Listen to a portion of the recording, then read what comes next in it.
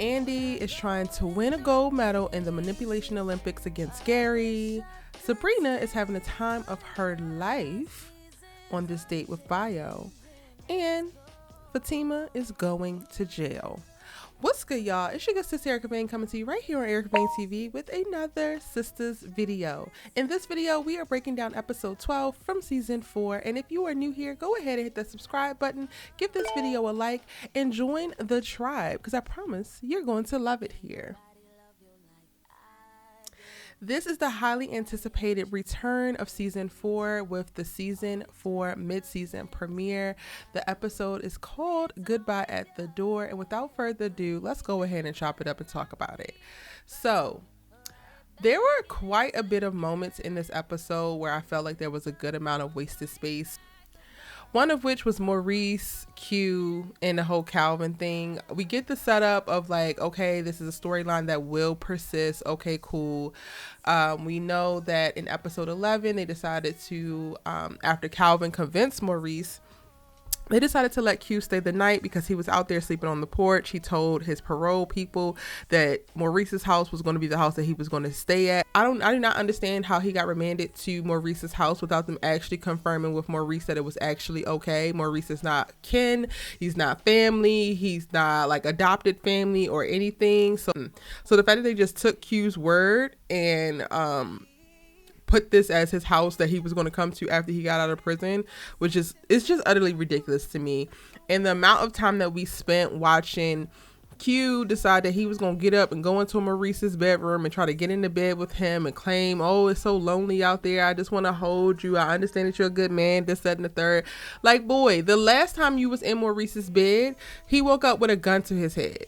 Like, let's put that into some kind of perspective. Like, I really need you to cut it out. The amount of narcissism that Q has is like unfathomable. And the fact that you really only have your penis card that you want to swing around and it's still declining, sir, you really need to just go ahead and consult with the Lord and try to figure out some other type of value, because clearly the value that you hold within your little peen is not as great as you thought it was going to be, sir, and you're not getting over anymore with it. So please stop trying to use it. We're sick of seeing it, honestly. Like the way that Q is constantly throwing his body and his peen at Maurice as if he's just going to wear him down like some kind of corrosion or erosion on the shore of the ocean. It's just like, sir, Maurice, please continue to stand strong, baby, because you deserve so much better. Even the little niceties of letting him sleep on the couch, of like trying to hear him out, all of that is even doing too much. The man literally held you and Sabrina at gunpoint, robbed y'all's job, told you that he was gay for pay. Like, there is nothing for y'all to talk about at this point. There is really no more sympathies to be given, and he's only out right now because he ratted on whoever he conspired with to do the bank robbery, and he has shown himself time and time again to be an opportunist. At any opportunity, he's going to turn on whoever to get a little bit further. And he also don't have any goals or wants in life. Like, those are the most dangerous people who have nothing to lose, who are just kind of floating through life and can do whatever. Those are the most dangerous people. So we need to get him not only up out your house, but really up out your life. Like, I'm gonna need Maurice to stop answering the phone. I'm gonna need Maurice to stop taking this little stray cat in. Like, I appreciate him standing firm and like not sleeping with Q in this episode and then throwing him out immediately. We have the moment where he banging the pants to wake him up like, yo, you got to get the hell up out of here. That's okay. Cool. But that's cool if the person doesn't put a gun to your head prior to.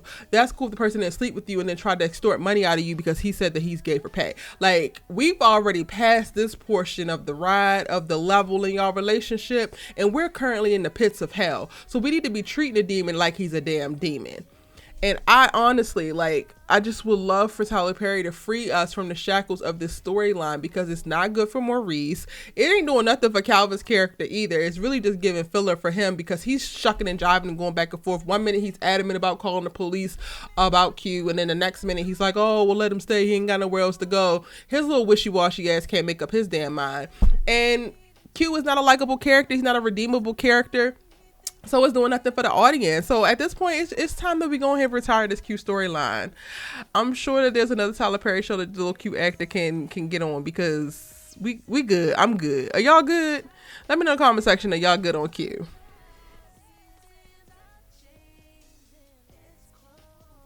Now, this wasn't a wasted amount of time or storyline because we definitely need to see more. And I'm hoping that within the second half of season 4, we will see more from Sabrina's character. However, they spent a lot of time giving us the setup for this club that they were at. They were dancing together, the back and forth dialogue of repeating the same thing. Sabrina spent a lot of time like not actually saying what she wanted to say and then turning around to say what she wanted to say. And I'm just like, girl, can you get to it? We get that you're a passive character, honey. We get that you're a passive person, but come on now, girl. In the scene with them at the club, she's clearly inebriated and she wants to do a little bit more and get a little bit closer with Bio. She's enjoying it, but she's also trying to hold herself back from sleeping with him on the first date, which I think is a brilliant idea. I think way too many of these women are out here smashing when they first meet these men. They don't even know these men. They don't even know if they like these men, and they are offering up their bodies to these men. And it's one thing to be sexually liberated and to be, you know, just really aggressive and wanting to get your needs met or served. But there's a whole other when you're out here just smashing people just to smash, and then you're not getting satisfied, which is what Sabrina has found herself in the position of. She smashed Calvin right away, and this man wanted to do this, that, and the third, and wasn't thinking about all the things that she wanted to do to actually please her. So yes, I think that it was 100% brilliant that Sabrina is kind of learning from her past, and she's moving a little bit slower, even though for her, this date has been one of the best or the best that she's ever experienced, and she's starting to fall very, very quickly just because of it.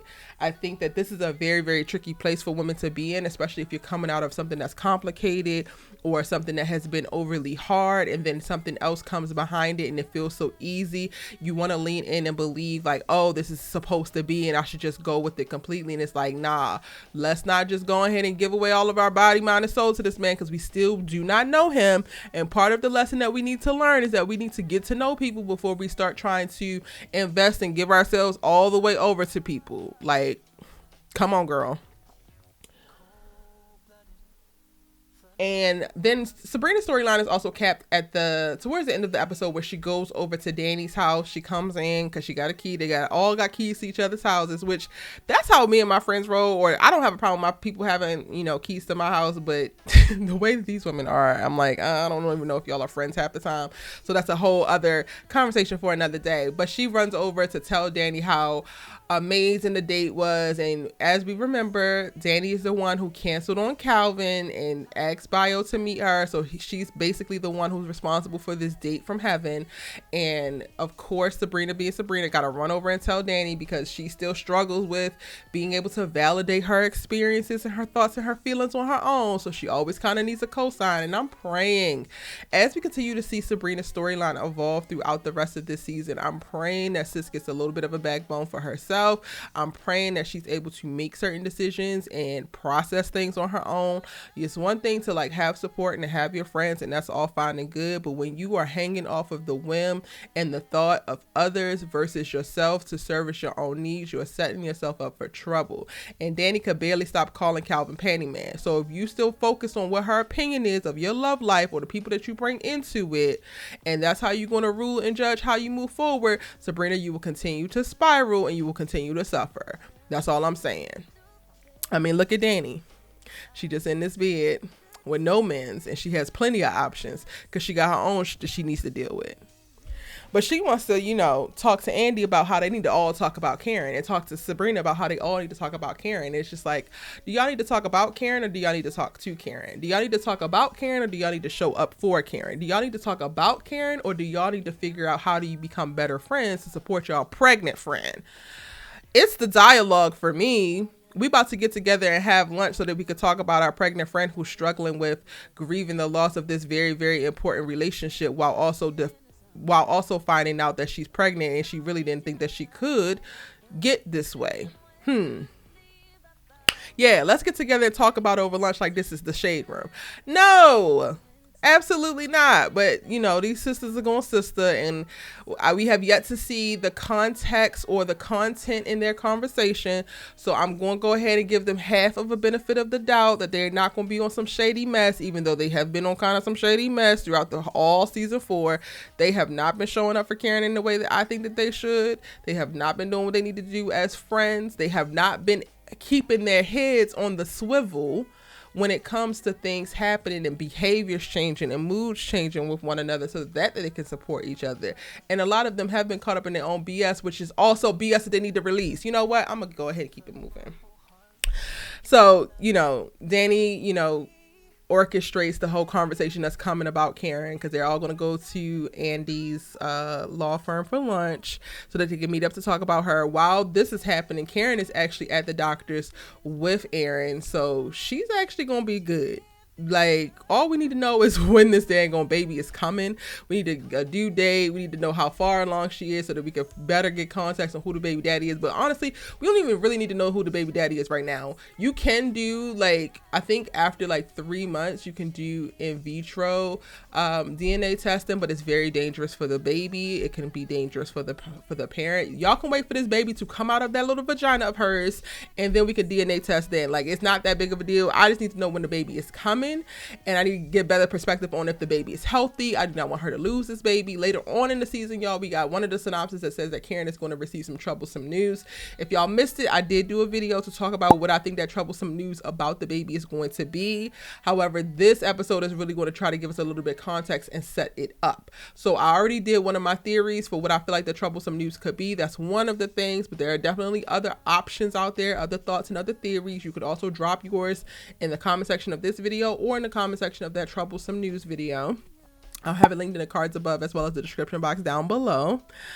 And yeah, aside from that, Danni also has a moment where she's like judging El Fuego, and her whole thing about El Fuego is that he strips for money. Like, he takes off his clothes for money, and she basically equates him to being a hoe, but she is not afraid to buzz down for any and everybody, and she's 100% okay with Sabrina busting down on the first date with her homegirls just smashing and doing whatever. So I'm just like, girl, Andi brought up the hypocrisy of like her not having a problem with women strippers but having a problem with male strippers. But I'm also like, girl, the hypocrisy, because your ass is ready to bust it wide open for whoever. You probably meet a man in the grocery store and you be ready to bust it wide open that night if you think he got a nice enough smile. So like, girl, what is the judgment? Like, why are you really judging him but you're not judging yourself? Like, personally, I don't think you need to judge either. Like, if you're that person and if you want to sleep with whoever you want to sleep with, then okay, cool. But Fuego, to me, has given stand-up guy. He's given, been very honest about what his true intentions are, what his wants are, and he communicates those things. Like, girl, what is the actual issue? Honestly, I feel like Danni just has an issue with life, and that just trickles on to like all of her experiences with everybody else. And until she settles whatever she got going on, and until she fights whatever demons she battling internally, everything is going to have a negative tint to it. Everything is going to be an issue, and it's so annoying to watch because we want better for her, like, truly. And talking about wanting better for Danni, like, we owe so many people, including, well, I don't even know, like, how do I want to say this actually? Basically, the internet owes everybody who understood why the girls jumped onto Zach an apology. And we owe the girls an apology, because when it came up like,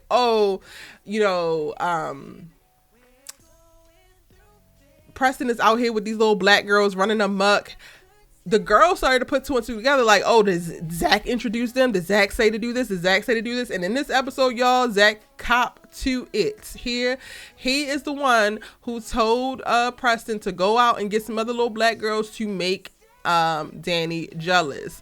And it's so funny because Karen peeped it, and Karen peeped it, why? Because she's experienced the same game before, and people were ripping the girls to shreds, saying that the girls were just coming for Zach out of nowhere.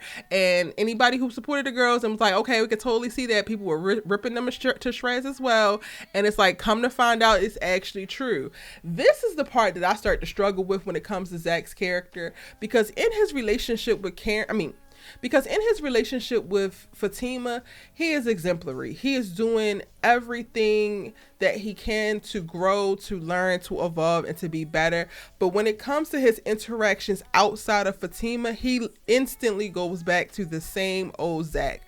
And that's the part that scares me and makes me believe that the growth is not actually real. That what he's doing with Fatima is a performance, because you are too quickly and too easily able to shift back into who you were when it comes to interacting with Karen, when it comes to interacting with Aaron, when it comes to interacting with Preston, when it comes to interacting with, you know, Hayden or Gary. Like, every single person that he interacts with that's not named Fatima gets the old Zach.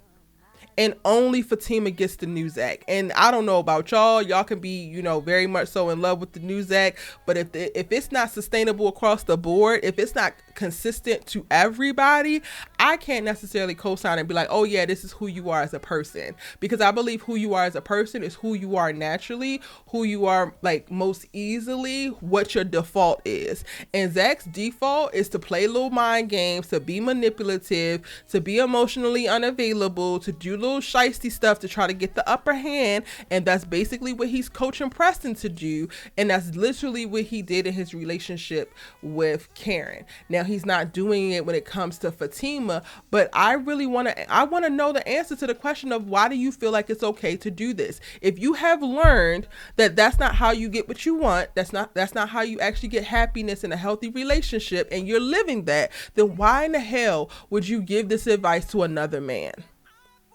Why in the hell are you out here wilding out on Karen and losing your mind every single time this girl breathes your way or opens her mouth? Like, at what point is a growth and the evolution and the Zach that communicates and is honest and open up front? At what point does that become the Zach that everybody in the world gets and not just Fatima? Because it ain't real until more people start to see it, sir. It ain't real until you make better decisions, more wiser decisions, and you give really, really wise advice. What you told Preston to do was stupid. And it's one of the reasons why you and Karen didn't make it. Because your goofy ass was out here doing all the same dumb stuff, and now he's going to lose Danni behind it as well.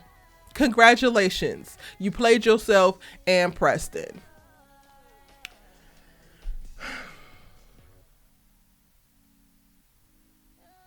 Now, the episode actually kicks off in a very interesting spot, because Fatima comes in still on her, you know, destructive rampage. She goes from breaking up Hayden's car to get into his house, and then that's where she discovers that Gary is there. And Gary's standing there like, oh, not my man.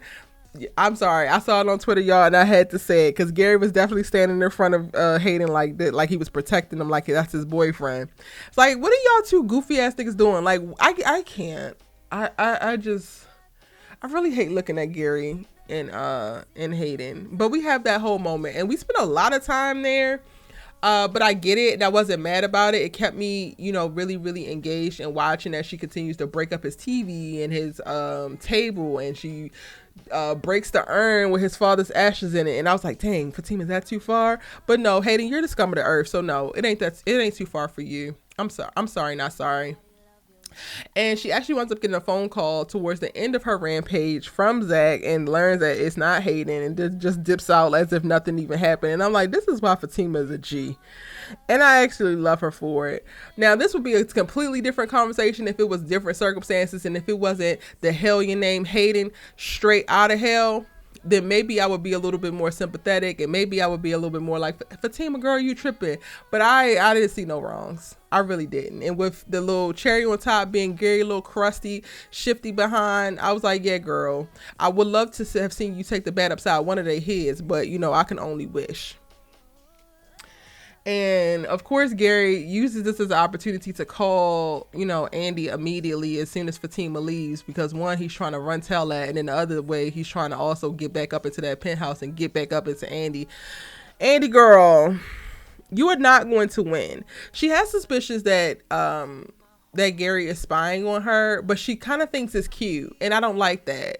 It annoys me that Andi is willing to play this game with Gary, because he's dangerous. He's really, really, really dangerous, and it's not cute. Point blank, period. Now, before I finish this video, because it's getting hella long, y'all, but I'm so excited to be back and doing the breakdowns every single week of the new Sistas episodes. I want to talk about my girl Karen, who is going to the doctors, and she's still adamant about how this is not, you know, Aaron's baby. And he's like, you know what, let's just go see what the doctor say, because regardless, science is science. And you know what, that's the energy I want y'all to keep. Just keep y'all eyes and minds open, receive the information that the doctors are providing to you, stop speculating on both ends, and let's just go ahead and move forward with this. I love how how Aaron is like, I'm here, like I got you, I'm with you, and gives her that reassurance. I know so many of y'all like, oh, Karen don't deserve it, he need to go ahead and move on, but I love this for her. I love to see just this beautiful Black woman who has so many flaws, has made so many mistakes, who has every reason, you know, and has pushed people away. So people have every reason to walk away from her, and to have Aaron not give up on her the same way that we will go through hell and high water with a man and never give up on him. But to see that in reverse, baby, whether y'all like it or not, I love to see it, because I do believe that we deserve it too. Everybody sometimes goes through moments in life where we can't see our way out, and where we're confused, and where we are, you know, disheveled, and we're just making decisions that aren't necessarily progressive or positive, and we're trying to do our best, but we're also punishing ourselves or sabotaging ourselves. We're doing all of the things, and sometimes it's all of the things that's wrong, and we just need people who are going to be able to ride with us. Now, what I will say is nobody's responsibility to do so, but when somebody is in a place where they are strong enough to weather the storm, and to come in after you, and to try to save you, and to support you, and to be there through each and every rocky wave, that is some powerful stuff. So Aaron, I do believe, is one of those characters who, or one of those guys who is in a very solid place. He knows himself inside and out.